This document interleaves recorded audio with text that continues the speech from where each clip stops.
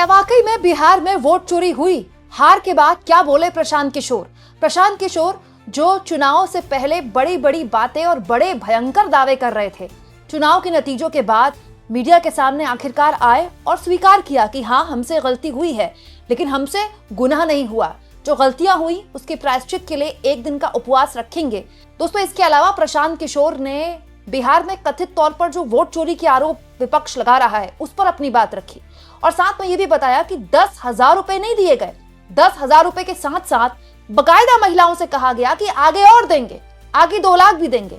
और ये सब कुछ तब किया गया जब चुनाव के तारीखों का ऐलान हो चुका था। और तो और 1 लाख जीविका दीदियों को, जो कि सरकार के पैसे पर उनको सैलरी मिलती है, उनका कैसे चुनावी इस्तेमाल किया गया, इस पर भी प्रशांत किशोर ने कुछ विस्फोटक खुलासे किए हैं। साथ में प्रशांत किशोर ने एक बड़ी बात बोल दी। तो प्रशांत किशोर ने मधुबनी सीट का जिक्र किया। उन्होंने कहा कि मधुबनी में आप आज चले जाइए, 6 महीने बाद चले जाइए।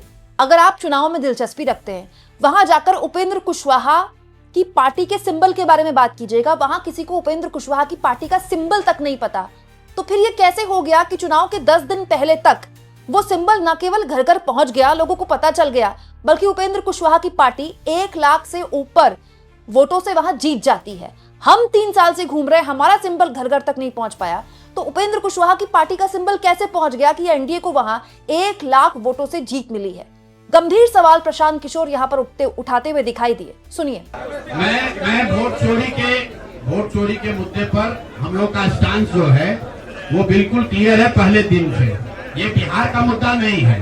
जो चुनाव की पूरी प्रक्रिया है उसमें वोटर लिस्ट बनने से लेकर आचार संहिता के अनुपालन का, वोटिंग के दिन के, जैसे यहाँ पर आप जीविका की दीदियों को बाकायदा आपने मोबिलाइजर बनाकर सरकारी व्यवस्था के तहत बूथ में बैठाया है। तो पूरे वोटर लिस्ट बनाने की प्रक्रिया, आचार संहिता के अनुपालन की प्रक्रिया, वोटिंग के दिन जो हो रहा है वो, उसमें सरकारी तंत्र का इस्तेमाल, दुरुपयोग या उपयोग, और वोटिंग के बाद जो महाराष्ट्र से लगातार दिख रहा है कि अंतिम 2 घंटे में 15%, 20% एक्स्ट्रा वोट होना, फिर चुनाव आयोग का उसका डिटेल नहीं जारी करना और 3 दिन के बाद ये बताना कि इतना वोट हो गया। ये बड़े मुद्दे हैं। हम लोग बहुत छोटी पार्टी हैं, हम लोग को तो इतना नहीं ताकत है, लेकिन आपके माध्यम से मैं ये जरूर देश के विपक्ष को ये कहना चाहूंगा, इस पर गंभीरता से बात करने की और इसको जरूरत पड़े तो सुप्रीम कोर्ट में ले जाने की जरूरत है कि आज की तारीख में, आज की स्थिति में जो आचार संहिता पहले से बना हुआ है वो कितना कारगर है या नहीं कारगर है। अगर सिर्फ इसमें वोटर रोल की बात नहीं है, SIR सिर्फ वोटिंग रोल की बात है, लेकिन जिस तरह से वोटिंग हुई है, आप बताइए कि सुरक्षा कर्मियों में होमगार्ड को यहीं पर इसी बिहार में लालू जी की जब सरकार थी, TN सेशन का जमाना था, उन्होंने कहा था कि नहीं, कोई लोकल आदमी यहाँ चुनाव की प्रक्रिया में हिस्सा नहीं लेगा, होमगार्ड का कोई आदमी हिस्सा नहीं लेगा। उसी बूथ पर आज के चुनाव आयोग ने उस जीविका दीदी को बैठाया है जिसको एक तरीके से सरकार ने कॉन्ट्रैक्ट दिया है कि आपको इतने लोगों को वोट दिलवाना है। मैं आपको एक उदाहरण देता हूँ। मधुबनी विधानसभा क्षेत्र है, मैं डिटेल में नहीं जाना चाहता था लेकिन आप कुरेद रहे। मधुबनी विधानसभा क्षेत्र है, वहां से उपेंद्र कुशवाहा जी के पार्टी के उम्मीदवार चुनाव जीत कर आए हैं। मैं पूरे यहाँ पर जितने मीडिया के साथी हैं, जितने यहाँ चुनाव के विशेषज्ञ हैं, आप भी यूट्यूबर हैं, मैं दावा कर रहा हूं आज हो 5 महीने के बाद हो, आप मधुबनी विधानसभा क्षेत्र में जाइए, वहां पर एनडीए के प्रत्याशी को 1 लाख से ज्यादा वोट आया है। एनडीए को वोट मिला, 10,000 रुपए के लिए मिला, नहीं मिला छोड़िए। हम इस बात से दंग हैं कि मधुबनी में कितने लोग ऐसे हैं वोटर जो कि उपेंद्र कुशवाहा जी के पार्टी का सिंबल भी जानते हैं। भाई अलायंस वोट तो उनके पार्टी के सिंबल को पड़ा है ना, अलायंस का कोई सिंबल नहीं है। तो आखिर रातों रात पूरे मधुबनी क्षेत्र में, और क्या हुआ मैं नहीं कह रहा हूं, मैं आपको और आपके जरिए पूरे देश के लोगों को ये बताना चाहता हूं कि जो भी लोग सर्वे, सेफोलॉजी, पत्रकारिता, राजनीति में इंटरेस्ट रखते हैं, आप सैंपल के तौर पर कोई 5 कंस्टिट्यूएंसी उठा लीजिए और जहां पर भाजपा और जदयू के उम्मीदवार नहीं लड़ रहे थे, वो दल लड़ रहे थे जिनका कोई सिंबल भी नहीं जानता है, नाम भी नहीं जानता है, उसको 1 लाख, 1.25 लाख वोट कैसे आया है? हमारे पास कोई प्रमाण नहीं है कि वो वोट कैसे आया, लेकिन राजनीतिक सामाजिक क्षेत्र में जुड़े होने के नाते ये आश्चर्य का विषय है कि जिस मधुबनी क्षेत्र में लोग ये नहीं जानते हैं कि कौन सा प्रत्याशी लड़ रहा है, कौन सा पार्टी लड़ रही है, उस पार्टी का सिंबल क्या है, उसको 1.25 लाख वोट आया है। और जो लोग वहां जीवन भर राजनीति कर रहे हैं उनको वोट नहीं आया। संभव है उनको इतना समर्थन है, लेकिन मेरा आपसे आग्रह ये, भाई देखो 1 मिनट आप रुके, आपका सवाल 10 ले चुके हैं, और भी तो लोग हैं, आपका एक और ले लेंगे, आप शांति से बैठिए, ऐसा मत घबराइए, हम यहाँ बैठे हुए हैं। और मेरा आपसे अनुरोध है, मैं कोई आरोप नहीं लगा रहा हूँ, लेकिन मधुबनी जैसे 5 सीट का मैं आपको हवाला देना चाहता हूँ, जहाँ पर चुनाव के 12 दिन 15 दिन पहले ये तय हुआ कि कौन पार्टी चुनाव लड़ेगी। उस पार्टी का नाम कोई नहीं जानता है, उसका सिंबल कोई नहीं जानता है, और 1,20,000 वोट अगर किसी विधानसभा में आ रहा है, इसका मतलब है कि हर घर से 2 से 3 वोट आया है। आपको आंधी दिखनी चाहिए वहां पर। ये मतलब विधानसभा के स्तर पर 1,20,000 वोट लाना साधारण बात नहीं है। 1,20,000 वोट आया है। कैसे आया है? इसकी 2 ही वजह हो सकती है।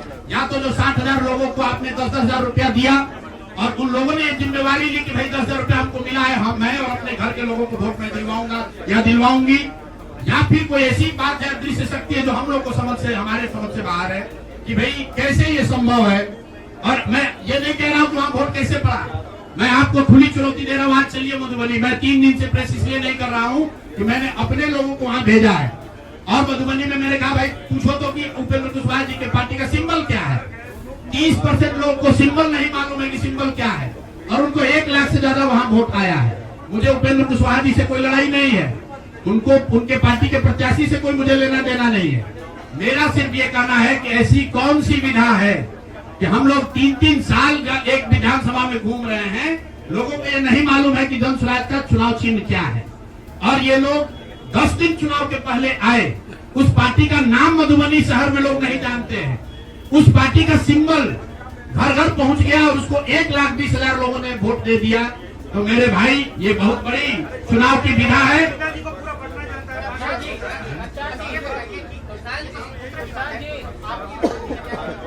भारी चूक हुई, मैंने आपको पहले कहा कि भारी चूक हुई, और जो भी चूक हुई है उसको सुधारने के लिए पूरी ताकत लगाएंगे, फिर से बैठेंगे, ड्राइंग बोर्ड पर जाएंगे और देखेंगे कि जो चूक हुई है उसको कैसे सुधारा जाए। लेकिन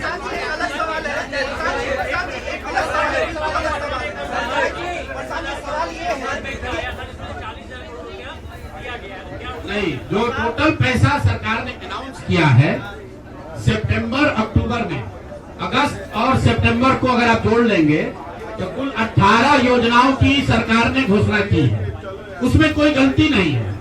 चुनाव के समय जो सत्तारूढ़ पार्टी होती है वो नए योजनाओं की घोषणा तो करते ही है।